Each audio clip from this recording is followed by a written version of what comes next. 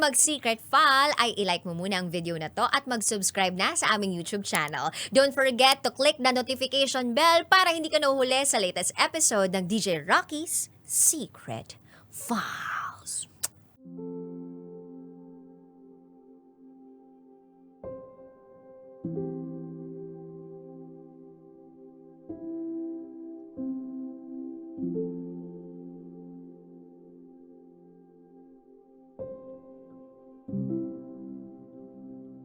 And now, it's time for DJ Rocky's Secret Files with Jello.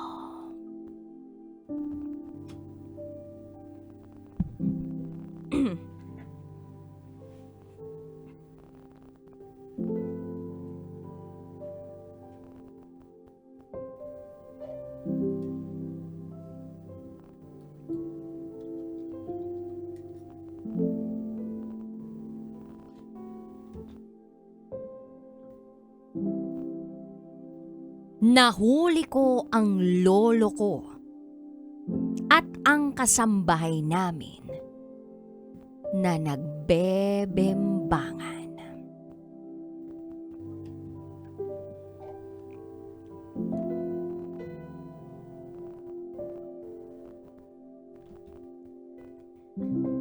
Hi DJ Rocky at DJ Jello.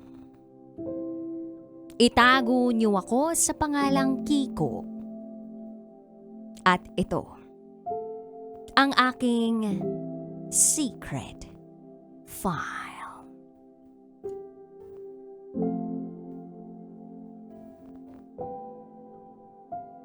Sa pagkakataong ito, sobrang magulo ang isip ko dahil sa mga nadiskubre ko.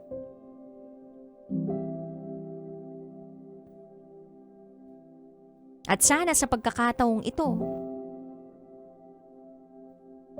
makatulong ang pagbabahagi ko ng sitwasyon ko para kahit papaano ay mabawasan ang bigat ng nadarama ko at nang makahingi na rin ng payo mula sa inyo.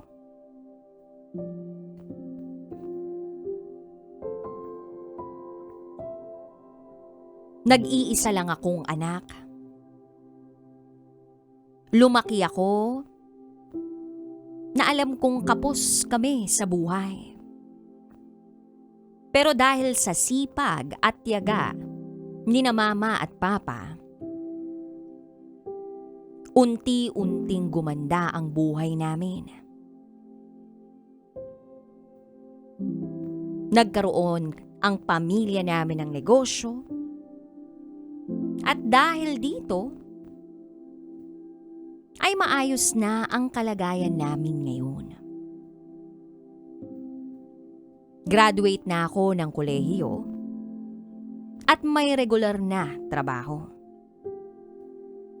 Araw-araw, alas 8 ng umaga hanggang alas 5 ng hapon, ang pasok ko sa opisina.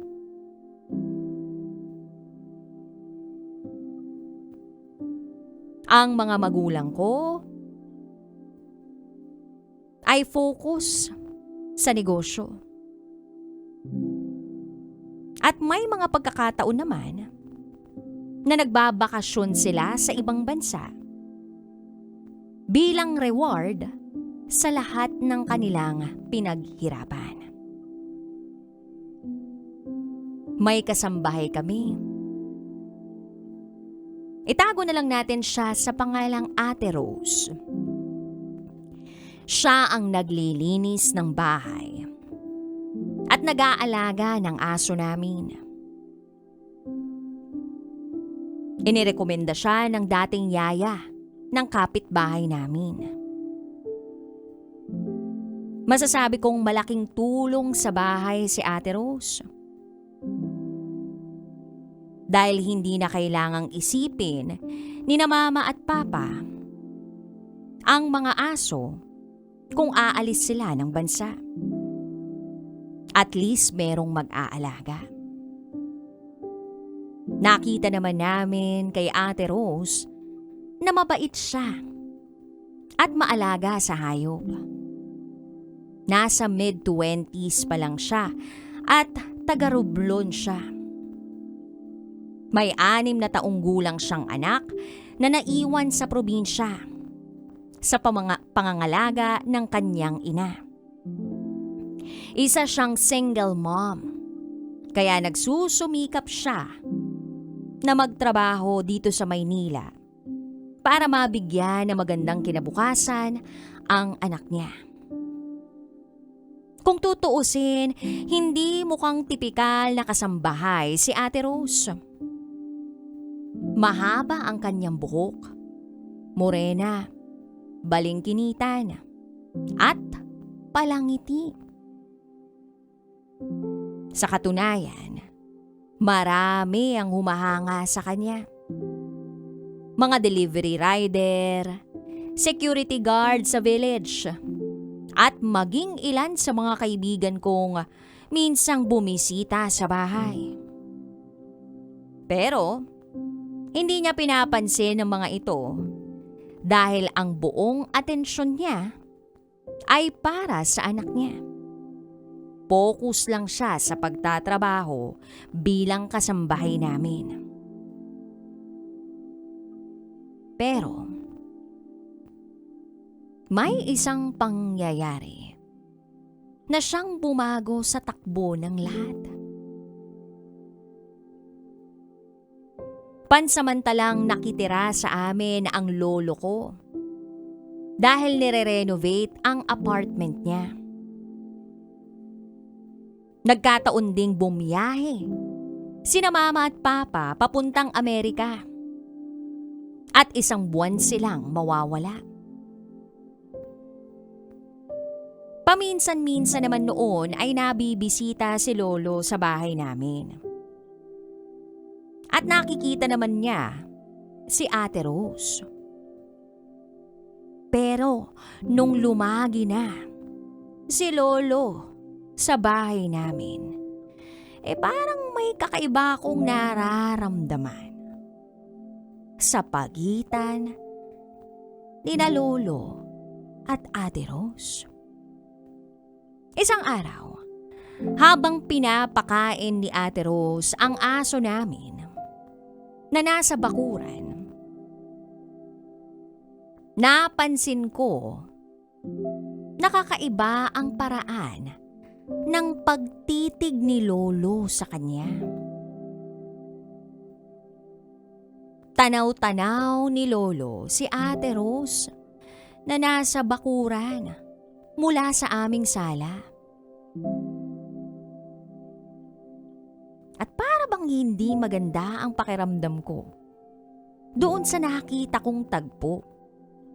At nang mapansin ni lolo na naroon ako, agad siyang umiwas ng tingin at nagkunwaring nanonood na lang ng telebisyon. Kahit ang totoo, iba naman talaga ang pinanonood niya kundi si Ate Rose. Sinubukan kong wag nang masyadong bigyan ng kahulugan ang tagpong iyon. Hanggang sa isang araw, nahuli ko sila. Silang dalawa. Sa isang sitwasyong hindi ko inaasahang makita. Nahuli ko ang lolo ko at ang kasambahay namin na nagbebembangan.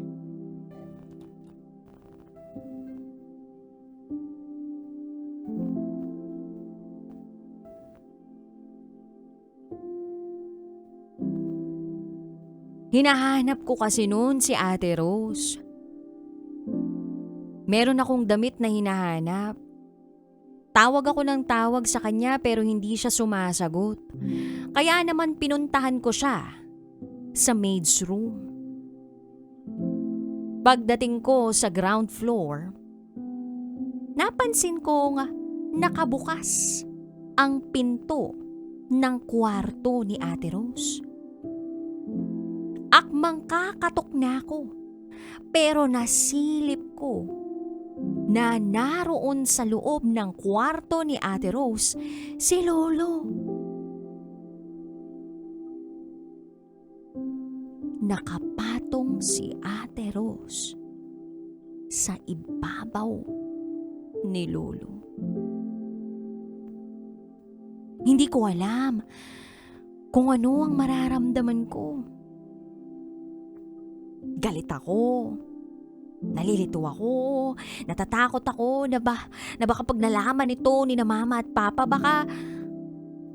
baka masira ang pamilya namin. At baka mapalaya si Ate Rose sa bahay namin.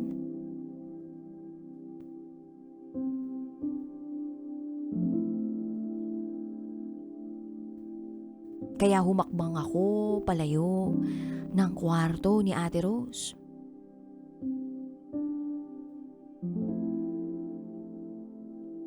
Ilang minuto ang lumipas, ay lumabas na si Lolo mula sa kwarto ni Ate Rose. Lumakad siya na parang walang nangyari. Pa-cellphone pa. Maya-maya pa si Ate Rose naman ang lumabas at dumiretso sa kusina. At sa pagkakataong yun ay hindi na ako nagpaligoy-ligoy pa kasi hindi ko na kaya yung bigat ng dinadala ko. Kaya kinausap ko si Ate Rose ng kaming dalawa lang. Sakto naman si Lolo, nasa garahe, nagyuyosing. Sabi ko kay Ate Rose,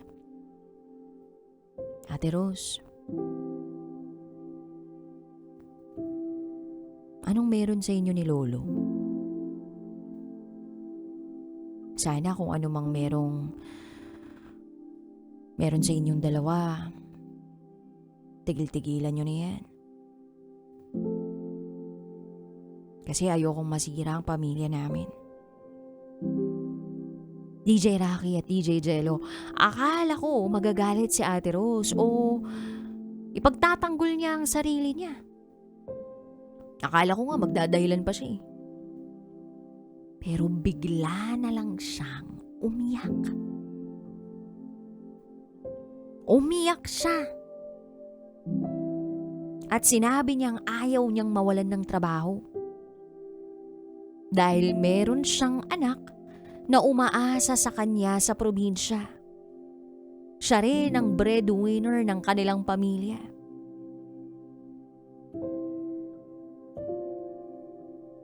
Inamin ni Ate Rose sa akin na merong naitulong sa kanya si Lolo. Nitong nagka-emergency yung anak niya, nagbigay daw ng pera si Lolo. Tumulong sa gastusin nila.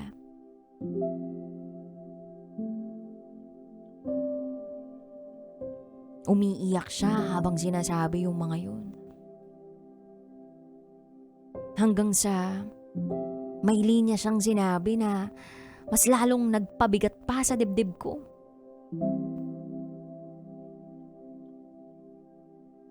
Hindi naman ako pinilit ng lolo mo. At kahit sobrang aga pa para sabihin to, pero mahal ko na siya. DJ Rocky at DJ Jello, para akong natulala. Hindi ko alam kung maaawa ba ako kay Ate Rose o magagalit sa lolo ko. O mas magagalit ako dun sa sitwasyong kinasasadlakan nila.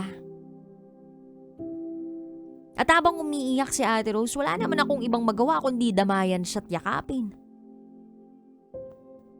At doon ako mas lalong natakot sa sarili ko. Kasi habang yakap ko si Ate Rose, pakiramdam ko rin, hindi lang awa ang nararamdaman ko. Ayoko mang aminin ito. Pero parang nahuhulog ang loob ko kay Ate Rose. Siguro dahil lagi ko siyang nakakasama sa bahay. Siguro kasi hindi siya yung tipikal na kasambahay. Siguro dahil nakikita ko namang mabait siya. Bukod sa maganda pa siya. Kaya nga pilit kong pinipigilan ng sarili ko kasi alam kong lalo lang gugulo ang lahat. At hanggang ngayon, wala pa ring alam sina Mama at Papa. Masaya silang nagbabakasyon sa ibang bansa. Habang ako naman ay araw-araw pasan ang sikretong ito. Kaya ngayon, DJ Rocky at DJ Jello, gusto kong humingi ng payo. Dapat ko bang sabihin kina Mama at Papa ang nalaman ko tungkol kina Lolo at Ate Rose? O hayaan ko na lang ang lahat kung pareho naman silang nagmamahalan? Hindi pa alam ni Lolo na alam ko na.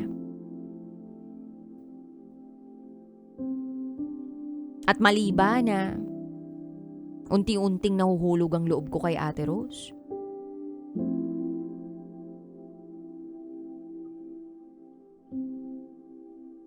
Sana matulungan niyo ako kasi pakiramdam ko, kahit anong gawin ko, merong taong posibleng masaktan. Merong taong posibleng mawalan ng trabaho. At merong pamilyang posible na tuluyang magulo. Di ko alam kung ano magiging tingin nila kay Lolo. At hindi ko rin alam kung paano ipagtatapat kay Lolo na alam ko. Basta, hanggang dito na lang po muna. Muli, ako si Kiko. At ito, ang aking Secret Files.